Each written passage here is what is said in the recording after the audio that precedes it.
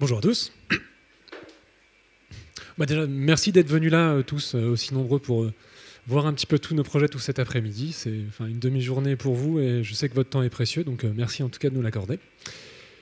J'en profite aussi pour vous dire que vu que c'est le 6e projet qu'on vous pitch d'affilée, je vais essayer de faire ça bien pour que vous soyez un petit peu reposés. C'est pas toujours facile de maintenir son attention aussi longtemps, donc je vais vous faire ça comme il faut. Voilà. Télécommande. Super. Bonjour à tous. Donc Julien Millet, directeur créatif et cofondateur de la société Payoff Technologies. Donc moi je vais vous présenter un jeu qui s'appelle Robotic Asylum, qui est un jeu d'escape room en réalité virtuelle. Alors on a une petite vision autour de la réalité virtuelle. J'ai une petite question, c'est comment est-ce qu'on appelle un endroit où on n'est pas libre de ses mouvements, qui fait 2 mètres carrés par 2, on est confiné et on est tout seul. Un espace de réalité virtuelle ou une prison, on ne sait pas vraiment. Disons que pour nous, les causes principales, c'est que les market makers, que sont HTC, Oculus et le PSVR, ont plus intérêt à ce que tout le monde ait un casque de VR chez lui. Donc leur but, c'est de dire, c'est pour chez vous, on va en vendre comme ça le plus possible. Ça me paraît aussi logique que si les gens qui avaient créé des pistes de bowling essayaient de le vendre pour l'appartement. Bien évidemment, c'est pas forcément là que le marché se situe. En tout cas, nous, c'est notre vision du marché. Donc qu'est-ce que c'est ? C'est un espace de réalité virtuelle un petit peu plus large où les gens peuvent se promener librement.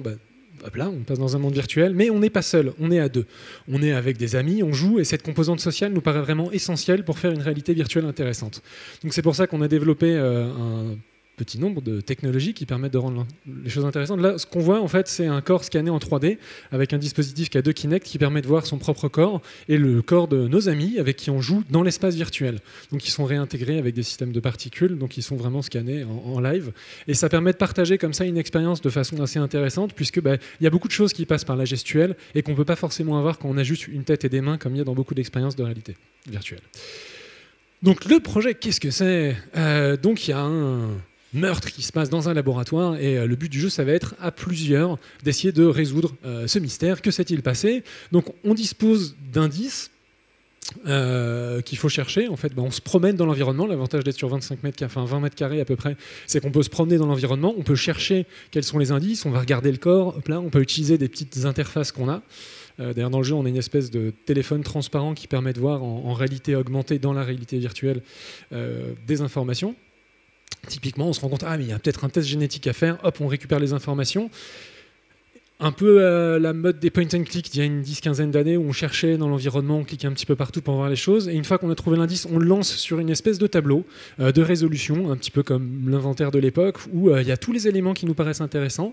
L'avantage, c'est qu'on peut se segmenter le travail à deux. Il y en a un qui va se charger plutôt de l'exploration, l'autre qui va chercher, mettons, sur une espèce de mini-internet des mots-clés pour trouver des informations. Dès qu'on voit des choses qui nous paraissent contradictoires, parce qu'on va découvrir petit à petit comment se déroule l'aventure, pourquoi est-ce que la personne a été assassinée, quelles sont les différentes personnes qui sont autour de lui. Tous ces indices-là, on va pouvoir les analyser, les regarder. On peut s'arrêter avec son ami, dire alors toi, qu'est-ce que t'en penses ? Moi, on est au niveau du robot, parce que la personne se fait tuer par une espèce de main articulée. On ne sait pas si c'est l'IA qui en a pris possession ou si c'est un script. Enfin, il y a cette question-là de la machine. Et donc, on élabore des hypothèses, on les échafaude, et on essaie de voir si ça correspond à la réalité ou pas. Et quand on décide de trouver qui est le meurtrier, on pense savoir qui est le coupable, on est face à un interrogatoire. Donc, il faut imaginer, on est plusieurs autour de la personne. Enfin, on ne sait pas si on est encore plusieurs ou s'il y en a 2 qui sont derrière une vitre teintée pour faire des informations asymétriques. On va pouvoir... disons que la personne va donner un ensemble de phrases de ce qu'elle a témoigné, et vous avez les différents items qui prouvent, par exemple si elle dit que si la personne dit qu'elle n'était pas là, vous avez son agenda dans l'inventaire, vous dites t'as dit ça, on clique sur l'agenda et là on se rend compte qu'il dit un petit peu des bêtises, donc ça permet comme ça de faire avancer l'enquête, et il faut bien avoir tous les indices pour pouvoir résoudre. Disons que le scénario dure 25 minutes. Donc chaque fois que vous lancez l'interrogatoire, ça prend un petit peu de temps, il vaut mieux pas... être sûr de vous en fait avant de lancer l'interrogatoire, parce que sinon ça vous fait perdre du temps. Et comme beaucoup de jeux en escape room, vous avez un temps limite, et si vous perdez, vous perdez. Le modèle économique, il est simple, c'est en pay-per-play.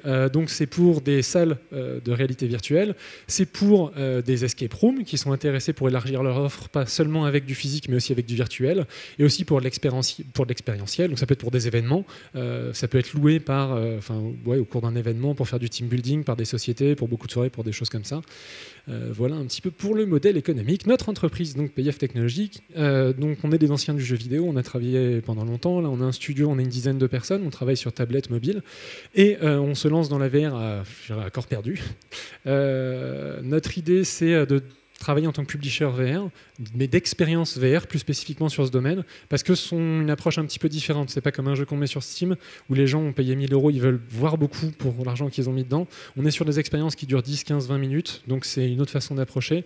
Notre idée, c'est d'avoir justement créer une espèce d'écosystème autour de l'écosystème qui est en train de se créer, puisqu'il y a des réseaux de salles qui sont en train de se mettre en place. Il y a beaucoup de choses qui sont dynamiques au niveau de cette industrie, donc l'idée, c'est de venir là avec notre expérience de développeur, mais aussi en termes de publishing, pour travailler des métriques, pour voir si les gens comprennent bien, pour faire un travail de référence au niveau des tutoriels, au niveau de l'accessibilité, parce qu'on a pas mal travaillé avec Ubisoft et Nintendo sur ces questions-là à l'époque, donc c'est d'essayer de trouver un petit peu quelles sont les bonnes procédures à faire, les bons usages.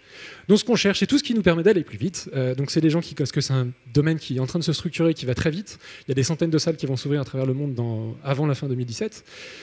Donc c'est des gens qui connaissent les salles VR, qui sont intéressés par les escape rooms, qui connaissent aussi l'entrepreneuriat, parce qu'on est en train de préparer une levée de fonds. Donc il y a beaucoup de ces éléments-là, voilà, ou d'autres studios qui font de la VR, ou simplement des passionnés par le sujet, pour échanger. Voilà. Merci à tous.